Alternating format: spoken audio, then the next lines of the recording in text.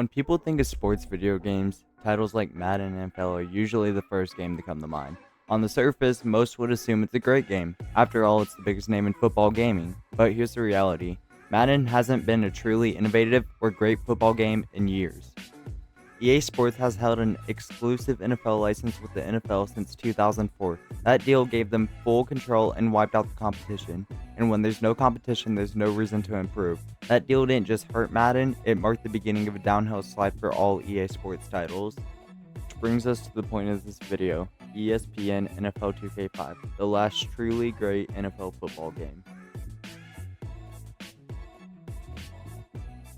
Released on the PlayStation 2, a console that is now over 20 years old, NFL 2K5 is still miles ahead of modern Madden. The presentation feels like a real broadcast, the gameplay is smooth, responsive, and realistic. Even the physics hold up today. It's not just nostalgic, it's genuinely better. 2K Sports nailed what makes a football game fun and immersive. NFL 2K5 set the gold standard, and the sad truth is it took EA removing their competition to show just how far the bar has fallen. The team at 2K Sports created something really special. You felt like you were part of an NFL broadcast every time you played, from the halftime shows with Chris Berman to the way the players moved and celebrated on the field. NFL 2K5 brought football to life in a way Madden can't. The game had everything: TV-style presentation that felt ripped straight off a Sunday broadcast, commentary that sounded like two guys actually watching the game, not reading a script off a broken fax machine, halftime shows, weekly wrap-ups, pre-game intro packages, player personalities, and gameplay that actually worked. And what does Madden become? A yearly tech demo, an overpriced roster update, a shiny package filled with microtransactions, broken mechanics, and excuses. Oh, and don't forget, new features like Superstar Mode, again, or improved AI, again, that somehow still can't run out of bounds properly. And the worst part, EA doesn't even have to care because the game's gonna sell well regardless, because they have the exclusive NFL simulation license. Meanwhile, 2K Sports made an NFL game that, let me say again, was released over 20 years ago on a console released in 2000. And it still gets talked about like it was just released because it did things right. Because it respected your time, your money, and your love for football, unlike EA Sports.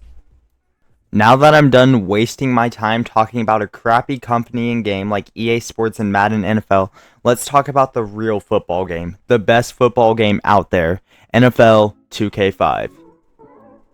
Let's talk about something that Madden hasn't been able to get right for 2 decades now: gameplay. Remember gameplay? The thing where pressing buttons actually mattered and it made your player do what you wanted? Yeah, wild concept. But back in 2004, NFL 2K5 didn't just understand gameplay, it perfected it. Let's start with the movement. Players in NFL 2K5 actually felt like real football players. They cut with weight, they accelerated like real humans. You didn't have defenders sliding across the field like they were wearing socks on hardwood. You didn't have ball carriers turbo spinning through 5 tacklers like glitchy Beyblades. You had momentum, physics, and control. And then there's tackling, arguably the most important part of any football game. In 2K5, tackling actually looked like tackling. Players wrapped up, gang tackles existed, hit sticks didn't just send guys in the orbit like a cartoon, they made sense. You could feel the impact, you knew when you laid someone out, and it actually mattered. Compare that to Madden 25 gameplay, where 2 players bump shoulders and one falls over like they just got sniped from the parking lot.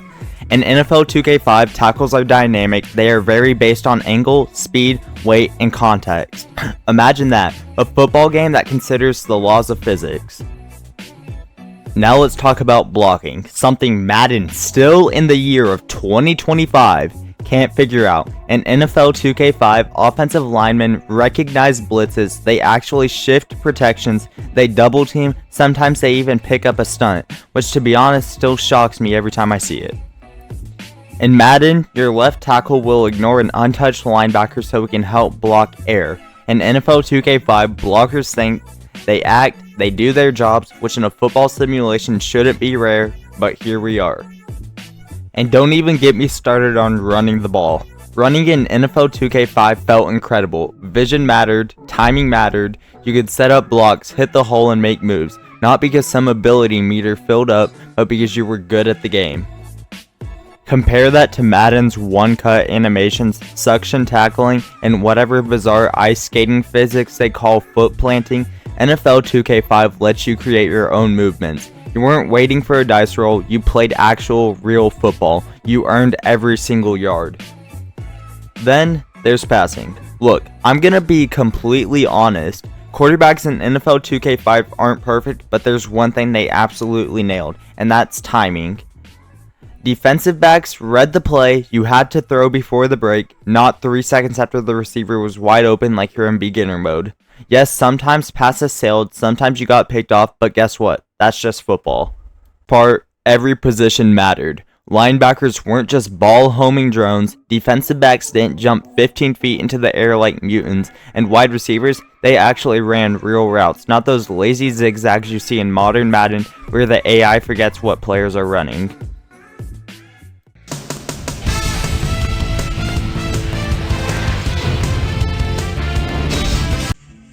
Now let's talk about something Madden has never understood. Something that takes a football video game from just a game to an experience.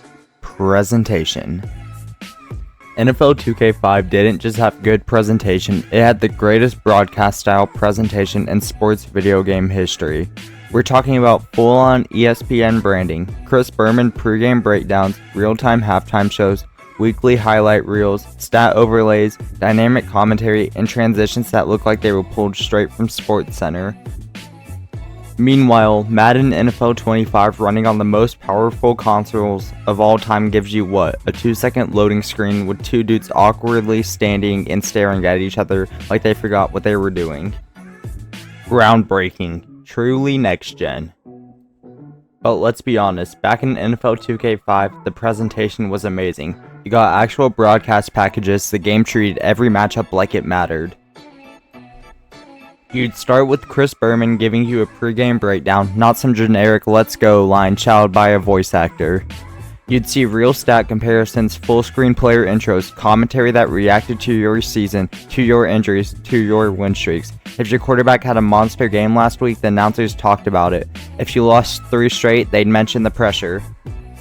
In Madden, you can win 10 straight Super Bowls and the announcers will still say, this team is looking to improve this season after last year's disappointment. Disappointment? I'm the defending champ with a 99 overall quarterback. Do you even know what game you're in? That's the difference. NFL 2K5 noticed you. It respected you. It rewarded you for caring about the game. And in Madden 25, the commentary teams don't even sound realistic. Kate Scott sounds like a robot, Brock Heward barely speaks, Greg Olsen barely speaks, and Mike Tirico is just annoying. Not to mention, we have Brandon Gotton and Charles Davis for what, the 11th year in a row now? Let's not forget NFL 2K5's halftime shows. In a football game from 2004, not only did it show highlights, it had Chris Berman narrating them with context, with energy. It felt real compared to that Madden halftime show, which consists of a loading screen, a generic stat sheet, and if you're lucky, a replay of your last 3-yard run up the middle like it was the play of the game. Presentation matters. It's what makes football feel alive. It's what separates a simulation from a spreadsheet with jerseys. Madden does not understand presentation whatsoever. NFL 2K5 did understand that. Madden hasn't figured it out in over 20 years. First part, Madden has all of the tools to make a great football game. It has the ESPN license. Don't believe me? Play NBA Live 19. It has the Frostbite engine, which is powerful enough to make a great video game. It has 20 years of tech advancement, and what do we get? The same crowd animations, the same dead-eyed player faces that haven't improved since Madden 16. Meanwhile, NFL 2K5 gave us weekly wrap-up shows, end-of-season awards, injury breakdowns, dynamic commentary, sideline reporters, fan signs, mascots, coaches that actually look like themselves, broadcast angles, immersion. Madden just gives us more card packs and a microtransaction game mode like Ultimate Team. Now, let's talk about franchise mode, or as it should be called in Madden, press advance until you're bored mode. Madden NFL's franchise mode has become so bare bones, I don't even think you can call it franchise mode anymore. If you really want to know how bad Madden's franchise mode has become, you need to look back at NFL 2K5. Yes, a game from 2004, back when gas was under $2 and PlayStation 2 ruled the earth. NFL 2K5 didn't just give you franchise mode, it gave you a whole world.